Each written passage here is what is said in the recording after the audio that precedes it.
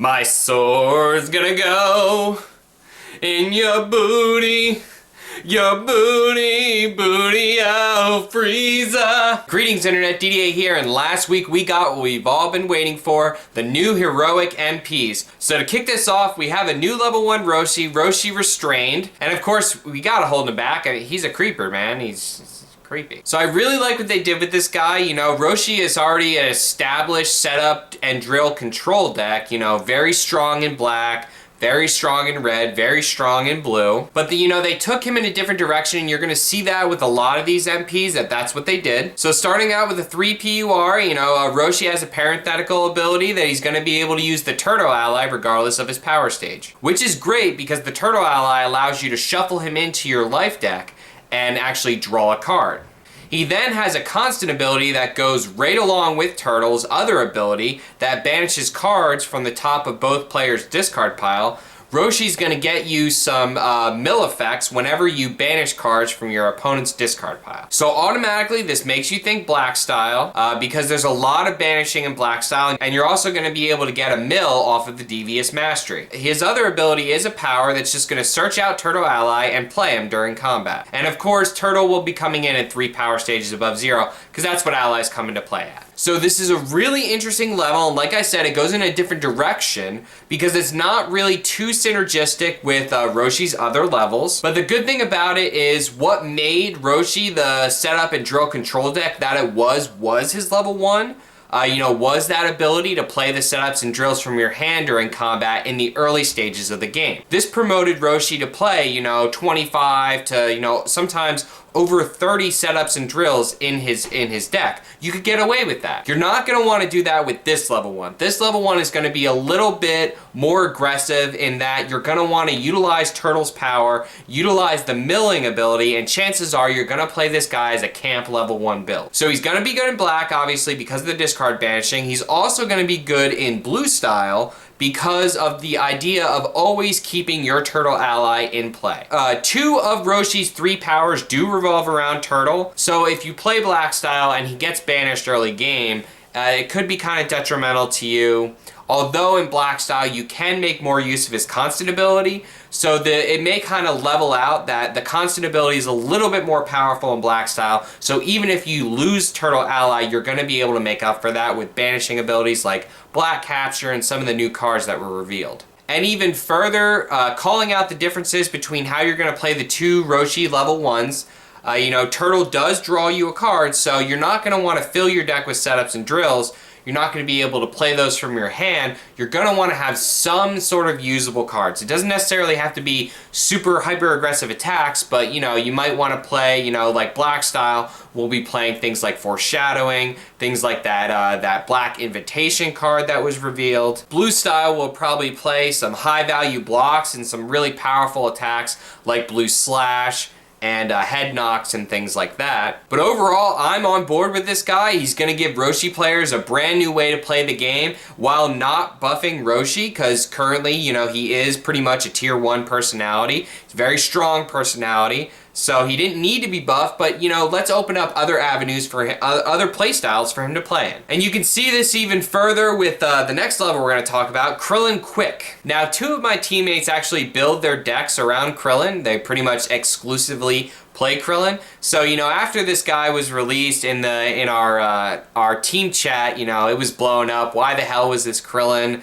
released? It's not going to be used by any Krillin player. I've seen so much salt. I made the joke that I'm not going to need to salt my food for at least 2 weeks because of all the posts I've been seeing on Retro about this new level 2. But I was super excited when I saw this level because it had the image from Krillin Quick Kicks, an awesome card from the old game that was a triple physical, triple AT+1 physical that raised your anger. Krillin actually did strong stage beats in the old game. He had a lot of support for that, and his main power in the old game was doing unstoppable, unpreventable energies for between 10 and 30 stages of damage, not life card stages. So this is going to start opening up that avenue, and again, there was no reason to give Krillin anything. They weren't going to top the old level 2 as far as the current Krillin deck. The current Krillin deck is built around that level 2. His levels are very synergistic with each other.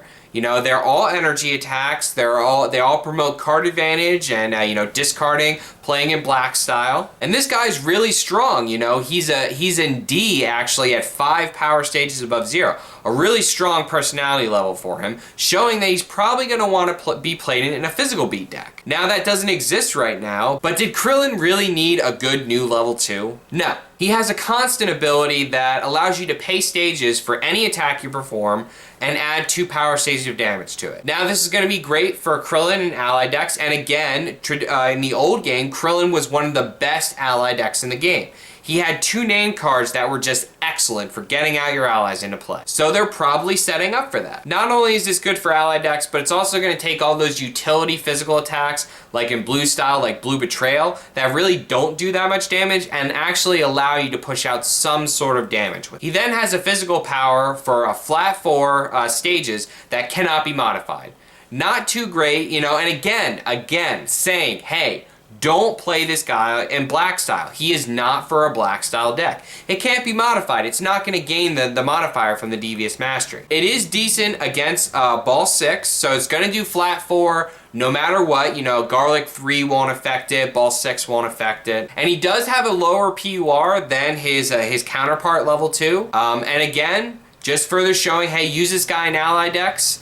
And, you know, he's a strong physical beat personality that's really strong in the AT chart. And here we go, guys. Here it comes. The level, what I've been waiting for, Trunks Protective. Now, when I first read this guy, I was like, pretty on board. I knew of its power in other styles like Saiyan Empowered, Red Ruthless, and Orange Adept. But the more that I read it and the more that I think about its application in black style also, the more that I'm coming around to it, guys. I think, honestly, this guy is going to be our sword. It's just going to clearly separate the different kinds of Trunks decks that we have. Because, like, there were all these builds out there, and if you look online, you see my different deck builds. I have like 9 different Trunks, Black Trunks deck builds on my channel. Like, I just didn't know what I wanted to do with the deck because I felt like his powers were so general that I wasn't sure what attacks I wanted to include in the deck. And now I think that with this level of Trunks, he's going to just make it so we know this is our sword MP, guys. He has an ability in parentheses that makes it so when you advance a level from this level, you're not going to discard your drills. And oh wow, this is the best part of this level. Above and like, it's just so strong. The main problem with aggressive sword drill was either you were playing Trunks in a dominance build or you were playing Trunks in adaptive orange, and then that's basically it. Like, aggressive sword drill was such a strong card, but Trunks made you want to level because his later game powers were so strong compared to his early game powers. And so you wanted to level, you wanted to tutor stance with aggressive sword drill, but then you would just discard aggressive sword drill. It was counterintuitive. You would almost hurt yourself, and that's what I found. That's why if you look at later builds online, most of them didn't have aggressive sword drill or stance in them because I didn't want to hurt myself, you know, by playing them. What this guy is going to do for Red Ruthless decks is it's going to allow you to play a huge drill suite. Like, you're going to be able to play all those amazing red drills, you know, Red Intimidation drill, Red Threatening drill, Red Despair drill, so many good, Red Embarrassing drill, and the new Red Sword drill that's going to allow you to tutor Dashing Sword from your discard pile.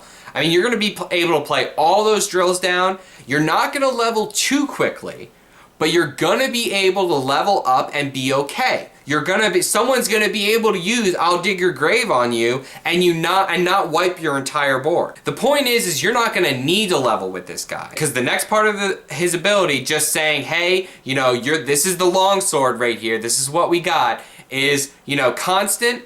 Whenever you play a card with sword in the title, rejuvenate 1. So this, you know, this is all times. Whenever you play a card with sword in the title, so you drop down a sword drill, you know, outside of combat, rejuvenate 1. You play a block with sword in the title, hey, blue decks. And of course, there's going to be a lot of attacks that you're going to be running with sword in the title with this guy. So it's going to give you just extra rejuvenation, put those sword cards back into your deck, and be able to just have a little bit more longevity in the game. Now, this is going to just double up on just the craziness that is Saiyan's sword. because you're going to be able to gain double anger from any sword cards with the Empowered Mastery. And of course, the part of his power that everyone's clamoring over is when entering combat, you're going to be able to get a freestyle drill and place it into play. Now, of course, this is a little bit counterintuitive because you're not going to be able to use aggressive sword drill if you play it with his power because you already searched your life deck. And that's okay in my book, although, you know, it's a little... You know, you want it to work that way, but I feel like it would be too powerful if it did. You know, first turn, being able to have a 4-card hand, you know, enter on your opponent, have a 4-card hand versus their 3 cards just in the first turn of the game seems a little bit too powerful in my opinion. But there's a lot of good freestyle drills that you're going to be able to tutor besides aggressive sword drill. You know, Brawly is going to be big, so hey, lookout drill. Hidden power drill, a very strong, a very good card for physical beatdown. And hey, since your drills are not discarded when you level with this guy, you know, playing that in something like Ruthless or Adept Orange, being able to level up to that 8-stage physical level 2, you know, and then still having hidden power drill in play, being able to lead off with that seems extremely strong to me. And quickness drill, I mean, quickness drill is not bad. It's definitely not bad. It gives you some options. It allows you to activate when discarded abilities in black and blue. But probably the most interesting thing to me and what made me think that this guy is going to be in black style, because originally I didn't think that this guy was going to be used in black style. I was like, forget this guy in black style. I like my black discovery. I still like black discovery, and I think there's just going to be 2 distinct black Trunks decks now. I think there's going to be like a black aggro beat deck with the old levels that levels with black discovery, and it's not going to really play sword cards.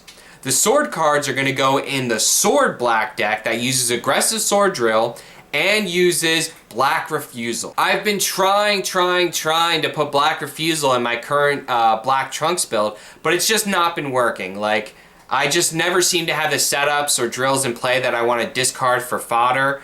You know, and I never seem to have them in play, and when I do have them in play, they're usually really powerful cards like Visiting the Past or Black Searching Technique, and I don't want to discard them. But with this guy, you're going to be able to tutor Lookout Drill, you could tutor a second aggressive sword drill, you could tutor Quickness Drill, use it, and then open up with Black Refusal to discard it. Like, this guy is going to have so many options and be just extremely powerful. Another one of the big things about Trunks is that he's actually in D at his top 2 power stages. And this is beyond good, guys. Like, I can't even begin to describe to you how good this is. You know, both of Trunks' current level 1s only reach D at his top power stage. And the problem was, you know, you get to full, you know, great. And then you want to perform Dashing Sword Attack as your first attack. Oh, pay 1 power stage. Oh, now I'm in C bracket.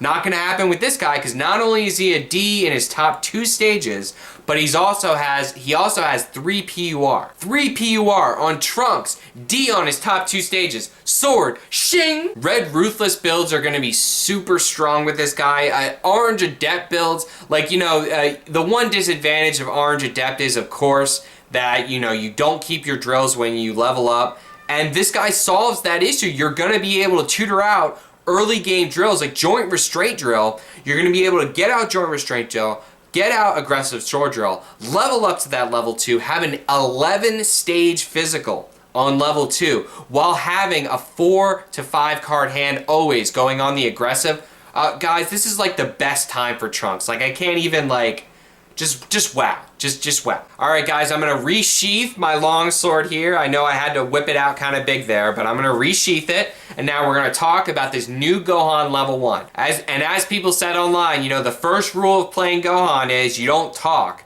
about Premier Gohan level 1. You don't talk about it. Because pretty much after this guy comes out, I don't think anyone, besides like weird wonky like perceptive discarding builds, are gonna be playing that Gohan level 1. This guy is just super strong. So this Gohan actually is a C on his top, at 2 above, this guy reaches C. And then, you know, at max, he's gonna reach D. So, you know, he's beginning to show the true, like, power, the strength of Gohan, you know, how strong he is. Not only that, he has a 3 PUR. You know, a lot of personalities in the game now are getting a 3 PUR on level 1, and that's great. You know, Krillin is no longer alone there.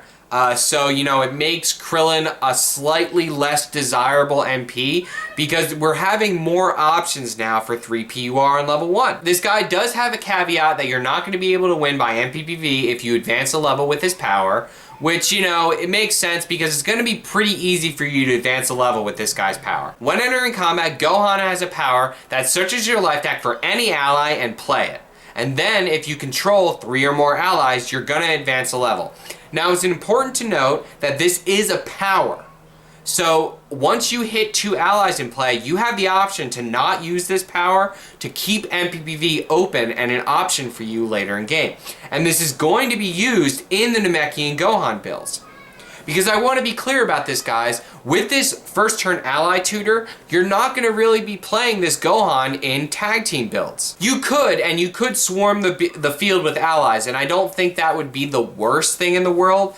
But why would you play a personality that has a free ally tutor in a deck that its main ability is a free ally tutor? You're just kind of taking the mastery and what it does and making it less valuable. But I'm super excited about this level because, you know, his allies, the allies that he has are so versatile. You know, he gets access to both Piccolo and Chi-Chi, which are just free blocks for him. You can create this impenetrable wall of defense with Gohan. You know, play Blue Protective Gohan. Forget about tag team. Play Blue Protective Gohan. Get out either Piccolo or Chi-Chi first turn with his power and have just tons of blocks. Or you play Knowledge Gohan and tutor Icarus first turn and then go for MPPV. And what Icarus is going to do for both all hero ally decks and for this Gohan level 1 is just great. You know, Icarus has a constant ability that is going to be active regardless of who plays him, that your allies, your other allies, so not Icarus, cannot be destroyed or banished by your opponent's card effects. Now, this is not going to include critical damage effects because critical damage effects actually discard the allies, whereas this Icarus prevents you from having your allies destroyed. Gohan is going to be able to use this guy's power regardless of Gohan's MP power stage. So that gives Gohan 3 allies that he's going to be able to use regardless of his stage. Really great for Gohan ally. He has a kind of mediocre physical attack that's hit Rejuvenate 1, but in Knowledge Gohan, that Rejuvenate 1 is going to give you an Anger. So there you go. You know, Gohan, Anger, Knowledge decks really were kind of lagging on his early levels. Like the level 2 kind of gives you Anger. If you hit critical damage, you rejuvenate and gain Anger. The level 3 didn't give you Anger, but it was a pretty powerful attack you could use, you know, situationally. And obviously the level 4 was the instant win condition. Now on this level 1, we're going to have this ally that's going to be able to do an attack to gain us Anger. Gohan is back, guys. And I mean, you know, the first rule of Gohan is we don't talk about Premier Gohan level 1. So at this point, you know, Gohan had a 2 through 4 stack. And we're glad to see him finally get a level 1, finally get a usable level 1, so now people can actually use him as an MP. So really exciting for hero decks, guys. I mean, you know, we got pretty much 4 new levels that are going to open up all these personalities in new deck archetypes. And that's what they were going for, and they succeeded in that. I know a lot of people were complaining about the Krillin, but you have to think that this game is going to last longer than just 6 sets. There's gonna be other Krillin decks, and the Black Krillin Energy Beatdown deck didn't need a buff. And you guys, you know, like, if they come out with powerful cards that have power creep, that's a bad thing. We don't want power creep in this game. We want to keep everything, you know, kind of at the same level in terms of power level. We want to raise up the other deck archetypes to the level in which of the top tier decks of today. Why would they want to release a level that would define power creep for Krillin? Why would they give the strongest deck in the format more power? They wouldn't. They won't. So thanks for tuning in, guys, and I'm really excited for Cooler MP that's coming out. You know, I played Metacooler in the old game. I loved how Metacooler worked. You know, Cooler himself in the old game really was non-existent. He kind of was extremely mediocre and didn't really do much of anything. So I'm excited to see how they kind of integrate what Cooler did in the old game, which was kind of like blue energy beats, with what Metacooler did in the old game, which was kind of like blue physical beats. So I'm kind of interested to see how they integrate those two ideas into one personality. Please don't hesitate to hit that like button if you like this video, and as always, turn your dial to Random Number Gaming for weekly updates for the Dragon Ball Z card game.